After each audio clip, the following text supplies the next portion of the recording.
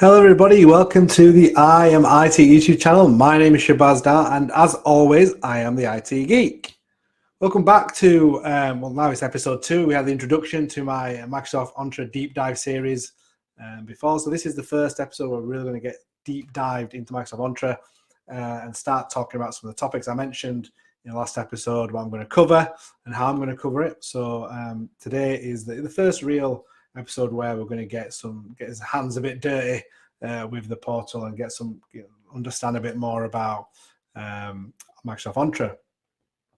So let's get started with this episode. So as I mentioned, this is a Microsoft Entra deep dive series, and in today's episode we're going to cover Azure Active Directory. We're going to start with Azure Active Directory and look at users specifically. So we're going to talk about some management tasks that you do with users, creating them, updating them, deleting them, stuff like that. Then look at the user settings option, followed by a close look at guest users versus member users, and then we'll actually I'll show you how to invite a guest. And there's some comparisons that I want to do as well, so we'll get a bit theoretical, some theory there. And then we'll talk about some best practices with users and user management in general. So for the first topic, as I mentioned, we're going to go talk about management tasks. So let's go into the portal. So here we are in the Microsoft Entra Admin Center, and as I mentioned in the intro video, these left-hand side is where we're going to focus all our sort of content on. And if we go to Azure Active Directory, obviously we've got a bit of an overview here, gives you tenant information, etc. What we're concerned with is users. Now, we'll click on all users. This gives us an overview of all the users within our tenant. And again, we can see a lot of information here already. We can see their first name, last name, or the display name, which is normally the first name, last name. We can see their sort of UPN, what type of user type they are they synchronized with on premises, the main sort of identity, which is my I am IT Geek on Microsoft.com, any sort of company name we've put in there as well. And from here, you see on the left hand side, we can start looking at audit logs and sign-in logs. Audit logs are more for sort of administrative tasks that are done. Kind of shows us, okay, who's done what, admin's done what, you've updated user, changed licenses. Sign-in logs are when users sign in. So as you can imagine, in a big enterprise organization, there's going to be a lot of information here. So you can filter this by the user, by the username and stuff like that to kind of really dig down into it. What we're concerned with, first of all, I want to look at management tasks. So let's just look at, I'll create a user in a second through the portal. I'll also create a guest member later on, but just look at, so Bruce Wayne, who's in my tenant. That's not Batman, by the way. Bruce Wayne and Batman are different people. So if we look at the user, for example, here, there's a lot of different aspects we can do down the left-hand side here. Look at the top first, you can actually edit properties. So this will be, so again, you could display name, the first name, all these. Anything that's not grayed out essentially is what you can sort of edit. You can drop down, give them a different domain if you have multiple domains, change their UPN. I mean, it's not normally recommended, especially with an existing user, that you change sort of their UPN, because that can cause some issues. So I tend to not recommend that being changed unless there's a need. So for example, someone has a name change because of marriage or whatever, or they've decided to change their name themselves. But yeah, you can change change the UPN, obviously change the name if you need to in that instance. But unless there's a real need for it, I wouldn't try that. Again, user type, you can toggle between member and guest. We'll bring you too much. We're going to explain about difference between member and guest shortly. As we go further down again, you can be more specific around department. I don't know why Gotham's a department. That probably should be the location. Put in office location, employee ID. And for those people who are not on premises, it's very similar information you can put on premises Active Directory. Fax numbers, phone numbers, etc. All these sort of mail attributes if you have a mailbox. So that's the sort of first thing you can do, edit those properties. You can also delete, refresh if we've just made some changes on a refresher screen. And we can also force the password reset here. So we can, that'll prompt the user to change their password. They'll get an email, and then they can click on a link to reset their password. Now, again, for sort of security measures, we can actually revoke sessions as well. So this will revoke all sessions for the user, requiring the user to re-sign in from all devices. So if for whatever reason you want to log them out of their devices or everything, you can do. You might have blocked the user, say for like a security measure or something like that. you may have blocked their access, but if it's still logged in, it's not going to work until they log out, so you can revoke their access and sign them out of all their devices. As we click on this again, that's just for any feedback. So that's kind of the top sort of menu here. But if we go down the left-hand side, assigned roles, again, we're going to do more around role types and eligible assignments and active assignments. But here's where you can, for a user, they can actually activate their active assignments or eligible assignments. Again, if they're part of any, you can add them to any sort of administrative units here. So you can, if we don't have any within for our case, but we could create, if there's any created administrative units, you can assign those to the users.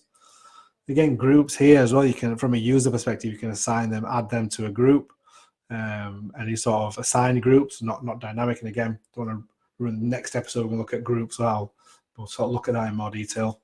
This shows any applications that might be assigned to the user. So in our case, they're directly assigned to this Microsoft Azure Active Auth N, and again, it shows that they're directly assigned.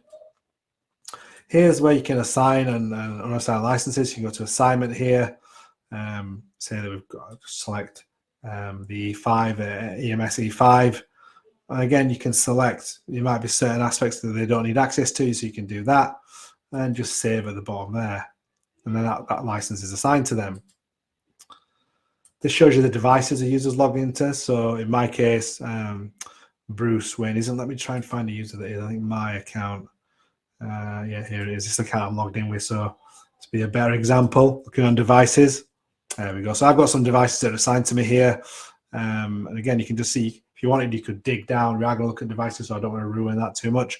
But again, you could click on that and disable, delete, manage the device. We are going to look at devices in a bit more detail. I'm just trying to show you from a user aspect, what can we manage. We are going to create a new user shortly and a guest user as well.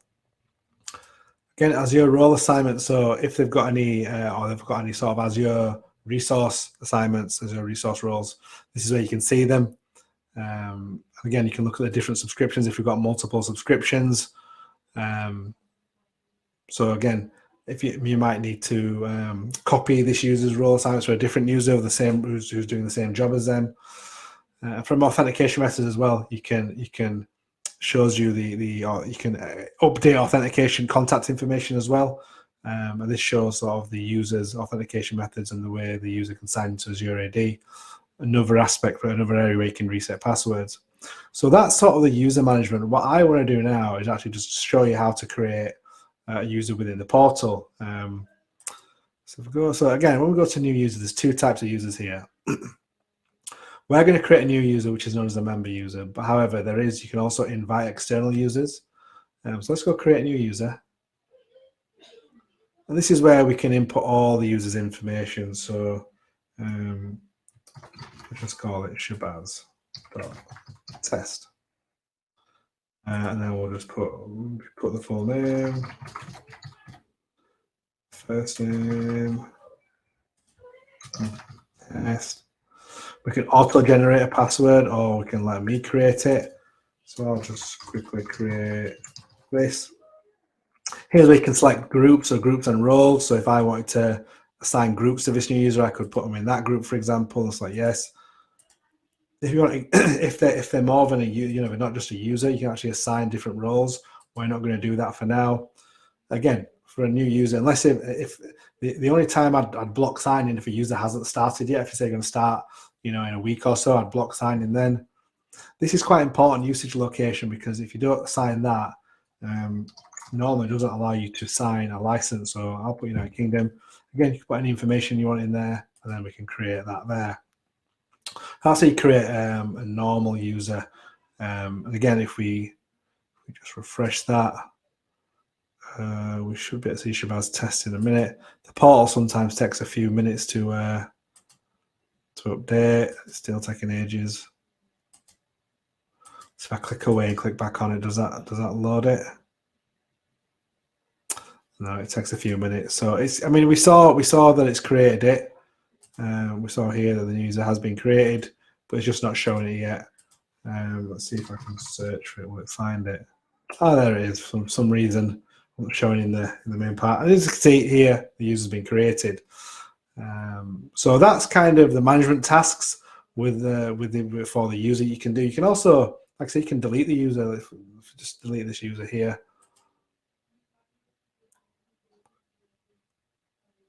Again, it just kind of shows you deleting this will remove the user permissions and access. So they're part of they've got these roles, they're part of these groups. They're a member. Let's delete. And what will happen is they will show up in here. There you go. And they'll be here for like 30 days. So user permanent deleted automatically after 30 days, after which they will disappear from this part. So if you need to restore a user, you can do it from here, but after 30 days, they are gone. So those are the sort of management tasks that I wanted to show. Let's flip back to the presentation now and move on to our next topic within within the user management. So the next part of Azure I want to look at, especially the user management, is the user settings. So let's take a look back in the portal of the user settings. So here we are back in the portal. We've already looked at the users, all users and delete users.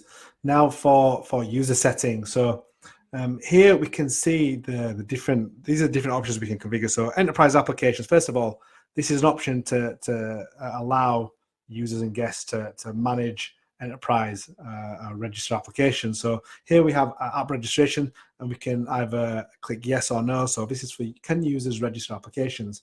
So if this option is set to yes, then non-admin users, so by default it's only admins that can register apps. But if we click yes to this, if we set it to yes, then non-admin users can register custom developed applications. And obviously we are going to look at enterprise and register applications later on in this series. If this option is set to no, then only users of an administrator role may register those apps. So I think this is, in my opinion, this is good to click yes, have this as yes, because app registration, especially when you've created an application, allowing users to register themselves, it takes a lot of administrative work away and puts a bit of onus on the users. So I believe this is good, especially, I mean, it depends on the use case, but if it's enterprise, if it is applications that users use, I would normally recommend having that set to yes. So then we've got tenant creation. So restrict non-admin users from creating tenants. So yes, restricts the creation of Azure AD tenants to the global administrators or tenant creator roles. No allows non-admin users to create Azure AD tenants. Anyone who creates a tenant will become the global administrator. So again, in my opinion, this should be set to yes, because I don't want non-admins creating tenants, if I'm honest. I think when it comes to creating things, I think they should stay with the admin roles, people who know what they're doing. When it comes to, being able to register them for themselves, I think that's fine. And as we go further down, we can see this is more for kind of external. So allow users to connect their network or school account with LinkedIn, for example. So again, LinkedIn is obviously a very powerful tool, especially for professionals. So this is something, again, that I think has a use case for it to be allowed. So, it allows you to share data between Microsoft and LinkedIn. So it's not enabled for the users until users consent as well. So they need to consent themselves. But again, you can lock that down to a group if you want, or just set it to no. So I don't want to share my IT Geek stuff on LinkedIn unless I personally post it. And finally, we go towards the bottom. So show keep users signed in. So show this option to remain signed in. So if we go on that little eye there, Azure AD sign-in flow gives users the option to remain signed in until they explicitly sign out. This doesn't change Azure AD session lifetime, but allows sessions to remain active when users close and reopen their browser. Set this to no to hide this option from the users. So we set it to yes so they can see that option.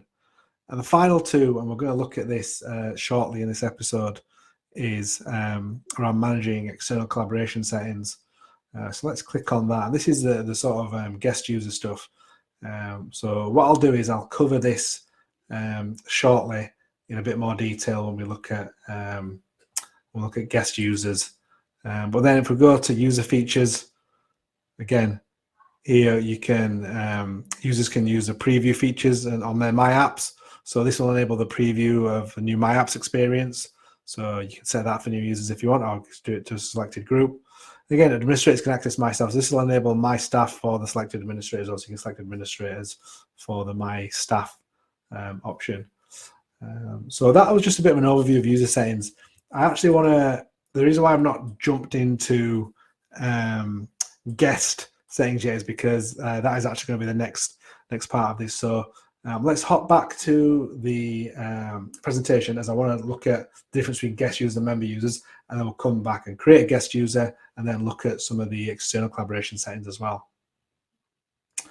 So past the halfway mark now in this episode, and I wanted to discuss guest users versus member users and some of the differences between them, because there are a lot of differences, and with a lot of similarities as well. You know, there are certain permissions you can set on both of them. But just quickly want to look at a bit of a table before I go back into the portal and we'll create a guest user and look at how we can manage those. So look at member users to start with. You know, a member user is essentially an employee from the tenant organization. So if you work for a company and you're on their payroll, you are classed as, you know, you when you get created within Azure AD, you're a member user. You've got normally access to sort of internal resources, be it Exchange, SharePoint. You can register applications. We looked at the application registration option, and you can set it so users can register their own applications. You also manage your own profile. So, you know, if you do want to change certain settings, want to reset your password or anything like that, you can do all that yourself if you are a member user. Finally, you can actually invite guest users into the tenant. And again, we'll look at that. This isn't by default, but you can, again, be given permission to invite users, guest users specifically. When we look at guest users, these are people outside your tenant organization. So they're not people that are on the internal payroll. You know, we're sort of talking any partners, clients, or sort of collaborators. So like I said, it could be like a partner. So, you know, it could be Microsoft or it could be AWS or something like that. Or a customer that you're kind of collaborating with. They utilize their home tenant credentials. So a guest user, their login details will be the same as their actual home tenant. So the organization they work for, their own tenancy. So all their credentials will be those, you know, their username and their password. The accounts are fully managed by the home tenant. So we don't need to actually manage anything for that specific user account. We manage the aspect of guest users as a whole within our tenancy and the permissions they have. But the actual account itself, that's all managed by the home tenant, so we don't have to manage that for guest users. And finally, you need to invite them. You know, you don't have any, you know, when you create a user, they're normally a member user. You can change them to a guest user, as we saw, but the guest users normally need to be invited either by an administrator or by member users.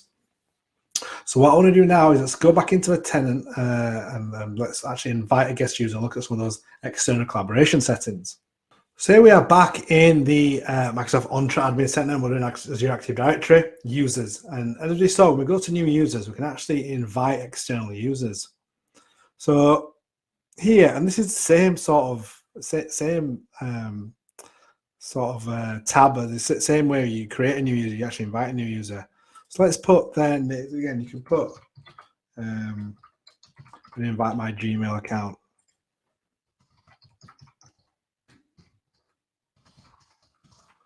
Here you put their email address. Again, the same sort of details as you did with the normal account.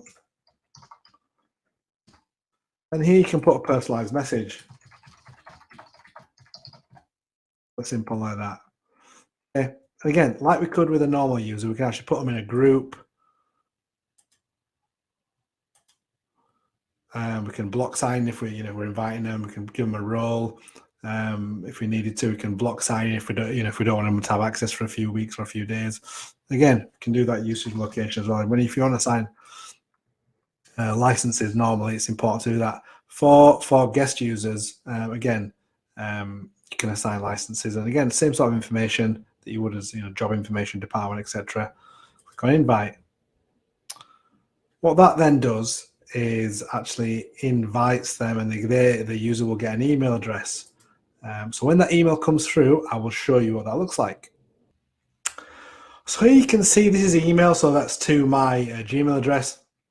Shabazz Dar inviting you to access applications within their organization.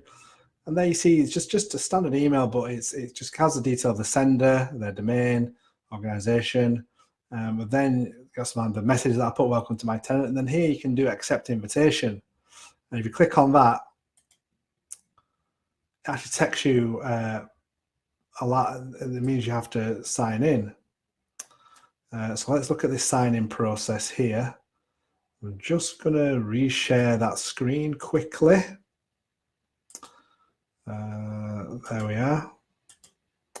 So here we can send ourselves a code. So I've clicked on that link. It took me to this web page. Let's send a code because it's a non-Microsoft account. I won't show you the email for the code. I'll just actually put the code in. So I've been sent an authentication code to verify. Put that in there and sign in. And then I need to confirm that I accept all this. So permission requested by IT Geek to receive your profile data, collect and log your activity, use your profile data activity data. So I can either cancel if I don't accept this, or I can click on accept.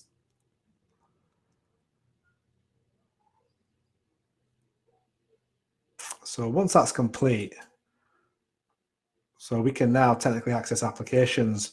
So if I go back into the actual portal here, so I am jumping around screens, just trying to.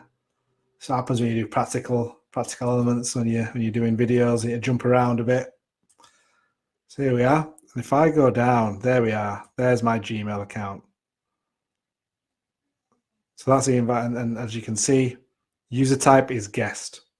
Okay, so that's how you create a new user. That's how, as a guest user, that's how you accept it and you go through that process. Now, if we just go back down to user settings, we'll look at external users. So this is controlling what guests can and cannot do. So here, guest user access. So this is guest user access restrictions. So this setting determines whether guests have full access to enumerate all users and group membership, which is the most inclusive. Limited access to other users and memberships, or no access at all, which is the most obviously restrictive. Now, again, obviously with especially when you're collaborating with external parties, I think giving them zero access is quite difficult. It'll be hard for people to do the jobs. So again, it's best practice probably to not give the keys to the kingdom away, not be too inclusive, but also not being too restrictive either. So I would say a best practice here would be to give guest users have limited access to properties and memberships of directory objects. Then when we're looking at guest invite settings as well, so this is who can actually invite guests. So here I've got it at the moment set to anyone in the organization can do that, including guests themselves.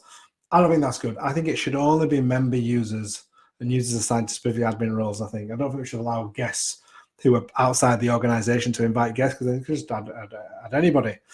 So I think it's important that we just have member users. But again, depending on what your security policy is, you might actually want to lock it down so only admin roles can do that. But again, it's just creating more administrative work for administrators, whereas you're giving users a bit more options here to be a bit more self-sufficient. So I personally would go with member users. And then if we go further, you can enable guest self-service sign-up for user flows. So when you click on yes, that means you can enable self-service sign-up for the guests via user flows associated with applications in your directory. So when you create an application, you can do the guest access through that. And then external user leave settings. So this is going to, when you click on yes for this, that allows the end user can leave the organization without any sort of approval from the admin. So that's an external user. Again, if we look at collaboration restrictions at the bottom, you can allow invitations to be sent to any domain, or deny invitations to specified domains, allow invitations only to specified domains. So I think, again, you know who your partners are normally. So I think there needs to be, you need to specify the domains, because again, I think there should be a process for that. And again, I've had examples where you know who you're collaborating with. So it's quite important to control that, so you just don't have loads of kind of collaboration domains in your tenant. So I would say it's probably best practice to allow invitations. Now, again, talking of best practice, just want to go through some of those. I'm not going to save anything there. So when it comes to users, I would say pick a good naming convention for users. It's good practice to not just have have a set sort of naming convention for users. So be it first name or last name, or first initial for first initial last name. So mine would be star, or have some sort of naming convention that makes sense to use an organization. Don't just pick anything. Have different ones for different users. I think that's important because again, it makes it easy to manage as well.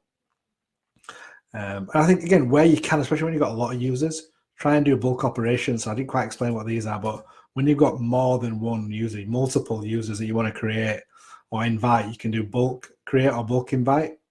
Or even when you want to delete loads of users, it's going to save you a lot of time. And what you do here is you actually create, just go to bulk create, for example. You download a CSV, you download it, and then you edit that, and then save that and re-upload that, and it'll create all those users for you. And again, when you've got 20, 30 users you need to create, you might have an influx of staff.